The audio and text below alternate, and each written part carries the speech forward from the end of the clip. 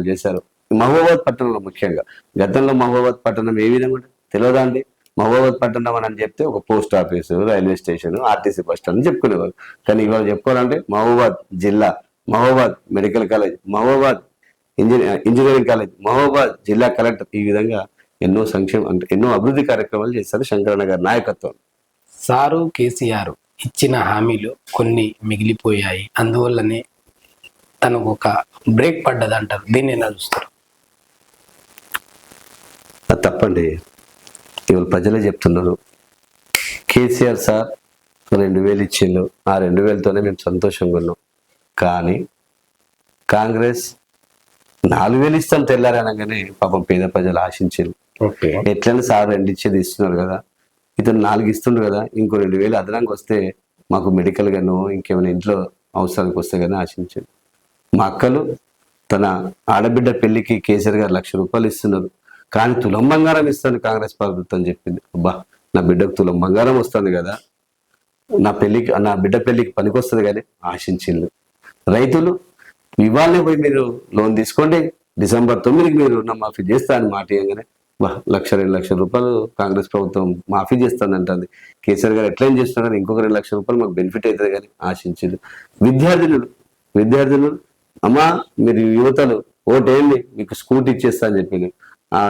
ఏవైతే విద్యార్థులు నా చెల్లెలు ఉన్నారో వాళ్ళు కూడా, అయ్యో మేము బస్కి వెళ్తున్నాము, మాకు ప్రయాణానికి ఇబ్బంది అవుతుంది, మరి ఇదే కాంగ్రెస్ ప్రభుత్వం మాకు స్కూటీ ఇస్తున్నారు కదా అని ఆశించి ఆ విద్యార్థిని ఇచ్చారు. మేము ఒంటరి మహిళలకు గుర్తించి మా ప్రభుత్వం పెన్షన్ ఇస్తే వాళ్ళు మహిళా లక్ష్మి పేరుతో ప్రతి ఇంట్లో ఆడబిడ్డకు 2,000 ఇస్తామనగానే ఆ ఆడబిడ్డలు సంతోషించిండు. ఎందుకు, అరే మా అమ్మ వృద్ధాపంలో ఉన్నటువంటి కేసీఆర్ ఇస్తాను కానీ ఈ కాంగ్రెస్ ప్రభుత్వం మాకు కూడా ఇస్తారు కదా అని ఆశించింది. కానీ ఆ ఆశించి కాంగ్రెస్ ప్రభుత్వానికి ఓట్లు ఇస్తే ఇవాళ వాళ్ళకు అర్థమైంది ఎంత మోసం చేసి ఇవాళ కాంగ్రెస్ ప్రభుత్వం గతంలో ఓట్లు ఇచ్చారు. రండి ఇవాళ ఎన్నికల్లో మేము చూసుకుంటామని ప్రజలు సిద్ధంగా. సార్, మన మున్సిపల్ ఎన్నికలకు వచ్చేస్తాం. సరిగా చివరికి 27వ వార్డుకు సంబంధించిన దాంట్లో 11వ తారీఖు పోలింగ్ ఉంది. మరి మీ యొక్క ఓటర్ మహాశయులను ఒక్కసారి ఓటు ఎలా ఆడుతారు ఒకసారి చూడండి. 27వ వార్డు ఓటర్ మహాశయులు అందరూ కూడా పేరున నమస్కారాలు తెలియజేస్తున్నా. గతంలో మీరు సహకరించినటువంటి, మీరు ఆశీర్వదించి నన్ను మున్సిపల్ కౌన్సిలర్గా ఎన్నిక చేయించడం జరిగింది. నా గెలుపు తర్వాత 5 సంవత్సరాలు నేను ప్రతి ఇంటికి సంక్షేమ పథకాలు అందించాను, వార్డులో అభివృద్ధి కార్యక్రమాలు చేయించాను. మీరందరికీ తెలుసు నేను ఎటువంటి కార్యక్రమాలు చేశాను. మరోసారి ఇవాళ మహిళా రిజర్వేషన్ రావడం వల్ల నా సతీమణి షాజహాన్ బేగం గారు ఎన్నికల బరిలో ఉన్నారు. మీ అందరి ఆశీస్సులు, మీ అందరి దీవెనలు, కారు గుర్తుపై మీ అమూల్యమైన ఓటు వేసి అత్యధిక మెజార్టీతో గెలిపించండి. మీ నమ్మకాన్ని ఒమ్ము చేయకుండా మిగిలినటువంటి ఏవైతే సంక్షేమ పథకాలు ఏవైతే రావాల్సి ఉన్నాయో అవి అందిస్తాను. ఏవైతే అభివృద్ధి కార్యక్రమాలు చేసేది ఉందో అవన్నీ కూడా నిర్వర్తిస్తానని మీ అందరికి కూడా తెలియజేసుకుంటున్నాను. సార్, చివరికి ఒక క్వశ్చన్ మర్చిపోయాను. 27వ వార్డులో ఉన్న పేదింటి ఆడబిడ్డలకు మీ సొంత నిధులలో వివాహం అయితే 27వ వార్డు వరకే సొంతంగా ఏమైనా వాళ్లకు భరోసాగా ఏమైనా ఇవ్వగలుగుతారా పెళ్లి రోజు కానుకగా? అది నేను పబ్లిసిటీ చేయదలుచుకోలేదు. ఎందుకంటే ఇవాళ ఏదో ఎన్నికలు ఉన్నాయి కాబట్టి నేను ఇది చేస్తా అది చేస్తా కాదు. ఈ 5-10 సంవత్సరాల్లో ప్రతి పేదింట్లో నా బాధ్యతగా వాళ్ళ కుటుంబ సభ్యుడిగా నేను ఏం చేయాలో అవి చేసుకుంటూ వచ్చా. ఓపెన్ గా చేసుకుంటూ వచ్చా. అది నేను ఈ విధంగా ఎన్నికలు ఉంది కాబట్టి ఈ హామీ ఇస్తా ఆ హామీ ఇస్తా నేను చెప్పలేను.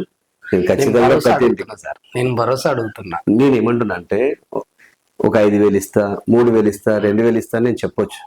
కానీ అక్కడ సిచ్యువేషన్ బట్టి ఆ పేదింటి వాళ్ళకు నేను ఇస్తాను 5,000 సరిపోకపోవచ్చు. వాళ్ళ సందర్భం వస్తే 10,000 అవసరం ఉంటుంది కావచ్చు. చేస్తే ఆ సందర్భం వస్తే భగవంతుడు నాకు సహకరిస్తే ఖచ్చితంగా 10,000 చేస్తాము. ఇంకా వాళ్ళకి ఇంకేమైనా ఇబ్బంది ఉంటే నా సహకారం కాకుండా నా మిత్రుల సహకారం, ఇంకెవరి సహకారం అవసరం, ఇంకా ఏమైనా ఇబ్బంది ఉంటే వాళ్ళకి ఎంత 50,000 అవసరం పడ్డది అనుకోండి, పేద కుటుంబం తినడానికి లేదనుకోండి, ఖచ్చితంగా నా వంతుగా నేను ఇచ్చుకుంటూ నేను చెప్పాను. నా మిత్రులు, నా శ్రేయాభిలాషులు, శంకరన్న లాంటి వారు పెద్దవాళ్ళు ఉన్నారు. అన్న ఇట్లా ఉందంటే తీసుకొచ్చి వాళ్ళకి ఇంకా పెద్ద ఎత్తున చేస్తా కావచ్చు. ఒకటే టార్గెట్ పెట్టుకొని ప్రతి ఇంటికి 5,000 ఇస్తా, 2,000 ఇస్తా అంటే చేతులు దులుపుకోవచ్చు. కానీ నేను అట్లా చేయను.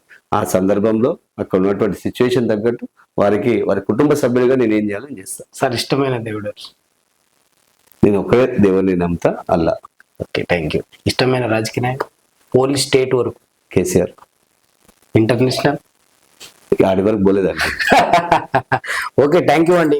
మొత్తంగా అయితే పూర్తి స్థాయిలో ఉద్యమంలో అనేక సంవత్సరాల్లో పనిచేసి ప్రతి ఒక్క పేదవాడికి అన్న తమ్ముడు అనే ఒక భావంతో నేను చూస్తూ వాళ్ళు నన్ను చూస్తూ ఇప్పుడు నేను 27వ వార్డు నుంచి పోటీలో ఉన్నాము. అందరూ సహకరించి ఒక్కసారి అవకాశం ఇస్తే మరో 5 ఏళ్ళు మీతో ఉంటానని